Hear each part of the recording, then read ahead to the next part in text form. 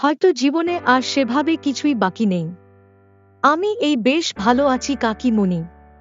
খামোখা নিজের জীবনের সাথে অন্য একজনকে জড়িয়ে আর তার জীবন নষ্ট করতে চাই না। আর তাছাড়া তোমরা সবাই আমাকে এত ভালোবাসো, এত আদর যত্নে রেখেছ যে আমি আর কিছুই চাই না। প্রতাপ কথাটা বলে উঠে পড়ল। এই নিয়ে তার কাকিমুনি তার জন্য 3টে বিয়ের সম্বন্ধ এনেছে, কিন্তু সে কিছুতেই রাজি হয়নি। তার অগাধ সম্পত্তি বসে খেলে শেষ হবার নয়।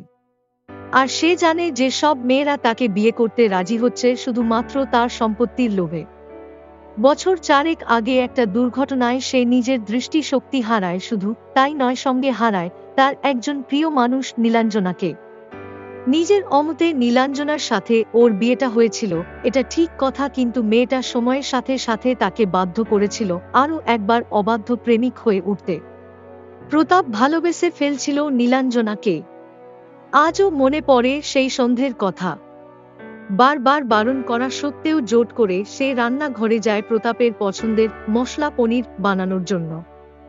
বড়লোক বাবার একমাত্র মেয়ে, কোনোদিন রান্নাঘর তো দূর, এক গ্লাস জল গড়িয়ে খায়নি সে রান্নাঘরে যেতে চাওয়াতে বাড়ির সকলেই বাধা দেয়। হাজার গণ্ডা কাজের লোক আছে, তবু কেন সে জেদ করছে?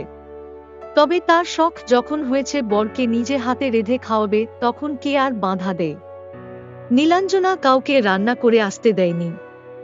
মিনিট 5 যাওয়ার পর প্রতাপ নিজের বুকে সাহায্য করতে জোট করে রান্নাঘরে যায়, আর ঠিক তখনই বিরাট একটা শব্দ করে গ্যাস সিলিন্ডার ব্লাস্ট করে। ওভেনের কাছে থাকায় সব থেকে বেশি ক্ষতি হয় নীলাঞ্জনার। অনেক চেষ্টা করেও বাঁচানো যায়নি। আর দরজার কাছে ছিল বলে প্রতাপের প্রাণটা বেঁচে গেলেও চোখ দুটো শেষ হয়ে যায়। আজও মনে পড়লে নষ্ট হয়ে যাওয়া চোখ দুটো ভিজে আসে প্রতাপের। অনেক চেষ্টা করা হয়েছে, ডাক্তার জানিয়ে দিয়েছে কর্নিয়া বদলাতে হবে। অনেক জায়গায় কথা বার্তা চালানো হচ্ছে, কিন্তু প্রতাপের সাথে ম্যাচিং কর্নিয়া পাওয়া খুব মুশকিল হচ্ছে। তবু বাড়ির লোক আশা ছাড়েনি, ভাত ছড়ালে কি কাকের অভাব হয়। সোজা পথে বাঁকা পথে সবভাবেই চেষ্টা করা হচ্ছে। এর মধ্যে প্রতাপের মা বাবা ছেলের দ্বিতীয় বিয়ে দেওয়ার জন্য উঠে পড়ে লেগেছে। একান্ত যদি প্রতাপ আর ঠিক না হয়, ওর সারা জীবনের একটা সম্বল তো লাগবে। কিন্তু প্রতাপ এত দিনে এই জীবনে অভ্যস্ত হয়ে উঠেছে, সত্যি বলতে আর কাউকেই তার দরকার নেই। আর তাছাড়া ওর পক্ষেও নতুন করে আর কাউকে ভালোবাসা সম্ভব নয়। দিন কেটে যাচ্ছিল এইভাবেই। হঠাৎ করেই মরুভূমির মাঝে জলের খোঁজ পাওয়ার মতো দুটো কর্নিয়ার খোঁজ পাওয়া গেল, যেটা টেস্ট করে প্রতাপের শরীরের সাথে একেবারে ম্যাচ করে গেছে। কিন্তু একটা সমস্যা আছে, কর্নিয়া দুটো এক জীবিত মানুষের। সে বেশ মোটা টাকার বিনিময়ে তার কর্নিয়া বিক্রি করছে। প্রতাপের পরিবার জানে এই কথা, প্রতাপের কানে গেলে সে কিছুতেই রাজি হবে না, উল্টে ওই মানুষটিকে তার সমস্যা সমাধানের জন্য কিছু টাকা দিয়ে বিদায় করবে। তাই সত্যি চেপেই ব্যাপারটা এগিয়ে নিয়ে যাওয়া হলো। প্রতাপ এক প্রকার নিজের দৃষ্টি শক্তি ফিরে পাওয়ার আশাই ছেড়ে দিয়েছিল। তবে সংবাদটা পেয়ে সে খুশি হলো। নির্ধারিত দিনে প্রতাপের অপারেশন হলো বিদেশের সব থেকে বড় হাসপাতালে। মাস 3 পর সে সম্পূর্ণ সুস্থ হয়ে ফিরে এলো নিজের বাড়িতে। স্বাভাবিকভাবে সে আবারও নিজের কাজে মন দিল।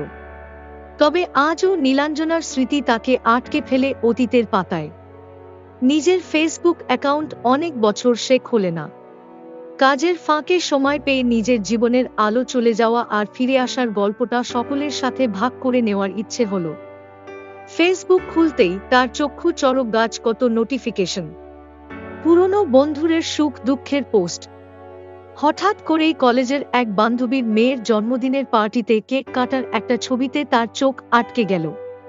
চেনা বান্ধবী, তার স্বামী, মেয়ে, আরও কিছু লোকজনের মাঝে একটা মুখ উঁকি দিচ্ছে একদম কোণে ঈশিতা, তার প্রাক্তন প্রেমিকা।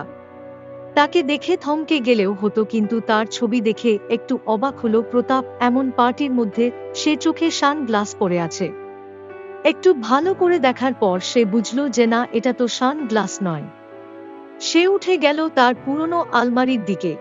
অন্ধত্বকালে সে তার ব্যবহার করা লাঠি আর চশমাটা মাকে বলে রেখে দিয়েছিল। চশমাটা হাতে নিয়ে দেখল, আর তারপর সে ভালো করে ঈশিতার চোখের চশমাটা দেখল। হ্যাঁ, সে যা ধারণা করেছে সেটাই। কিন্তু ঈশিতার তো চোখ খারাপ ছিল না। সাথে সাথে প্রতাপ তার পুরনো বান্ধবীর সাথে যোগাযোগ করল আর ঈশিতার ব্যাপারে সমস্ত কিছু জানালো। মধ্যবিত্ত পরিবারের মেয়ে ঈশিতা, বাবা সামান্য এক প্রাইভেট অফিসে কাজ করত। হঠাৎ বাবার মৃত্যু হয়। মাঝ পথে কলেজ ছেড়ে তাকে কাজে ঢুকতে হয়। মা আর ছোট ভাইয়ের দায়িত্ব তখন তার মাথার উপর। ইতিহাস নিয়ে এমএতে ভর্তি হয়েছিল, সেটা আর শেষ হলো না তার।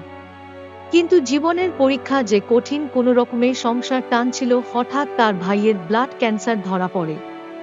কিছুতেই সে সংসার চালিয়ে ভাইয়ের চিকিৎসা চালাতে পারছিল না। শেষ সম্বল ভিটেটুকুও তাকে বিক্রি করতে হয়। একটা ভাড়া বাড়িতে থেকে চলছিল। বাজারে প্রচুর দেনায় ডুবে যায় সে। বাড়ি বয়ে লোক আসত, বিভিন্ন কথা শোনাত। তবু মুখ বুঝে সবটা সয়ে লট যাচ্ছিল ঈশিতা। কিন্তু ওর মা আর পারল না। চোখের সামনে ছেলেরা মরে যাচ্ছে, মেয়েটা খেটে খেটে শেষ হয়ে যাচ্ছে। একটা ছাড়া দুটো কাজ করছিল ঈশিতা। কোন মা আর সন্তানের এমন অবস্থা সহ্য করতে পারে? ঈশিতার মা আত্মহত্যা করেন। এবার যেন ঈশিতার ভর ডুবি অবস্থা। মানসিকভাবে সে ভেঙে পড়ে, আর্থিকভাবে তো শেষ হয়েই গিয়েছিল। এখন শুধুমাত্র ভয়ের জন্য তার বেঁচে থাকা। বলতে কষ্ট হলেও এটা সত্যি। ঈশিতা নিজের ভাইয়ের চিকিৎসার জন্য শেষমেশ বন্ধুদের কাছে সাহায্যের হাত পাতে। সোশ্যাল মিডিয়াতে সাহায্য চেয়ে পোস্ট দেয়। কিছুটা উপকার হয়েছিল। কিন্তু ব্লাড ক্যান্সার শুধু আক্রান্ত মানুষটাকে শেষ করে না, শেষ করে দেয় তার সাথে থাকা পুরো পরিবারটাকে। অনেক কিছু চেষ্টা করেও কোনো উপায় হয়নি। তারপর কোথায় একটা খবর পায়, কোনো এক কোটিপতির ছেলে না মেয়ে চোখের জন্য হাহুতাশ করছে। তাকে কর্নিয়া দান করলে প্রচুর টাকা দেবে, তাতে তার ভাইকে সে বাঁচাতে পারবে। আমাকে সবকিছু বলতো, এটা তো বেআইনি, তাই কাউকে বলার সাহস করেনি। তুই বলেই বলছি। ঈশিতা নিজের চোখের দুটো কর্নিয়া বিক্রি করে দেয়। আর ওদের সাথে চুক্তি হয়, এককালীন কিছু টাকা ওরা দেবে ওকে, সে ওর ভাইয়ের চিকিৎসা চালাবে। সবকিছু শুনে মাথায় হাত দিয়ে বসে পড়ে প্রতাপ। তার মনে পড়ে যায় পুরনো কথা। কলেজ জীবনের সকলের প্রিয় কাপল ছিল।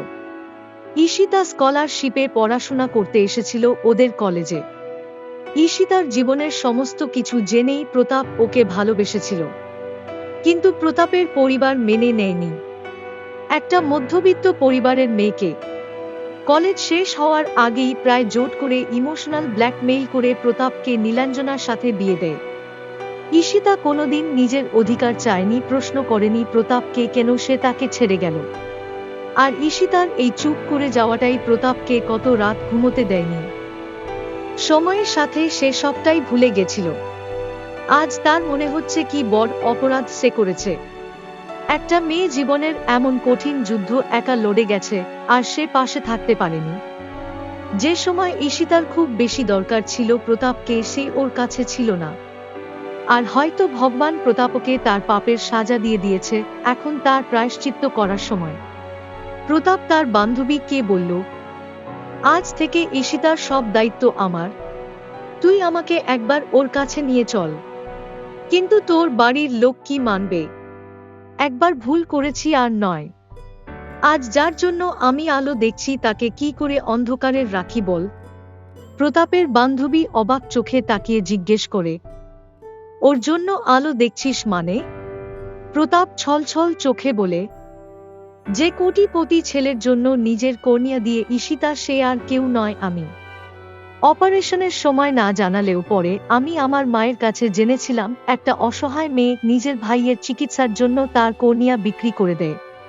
ওর বান্ধবী একটা ঠিকানা লিখে প্রতাপের হাতে দেয়।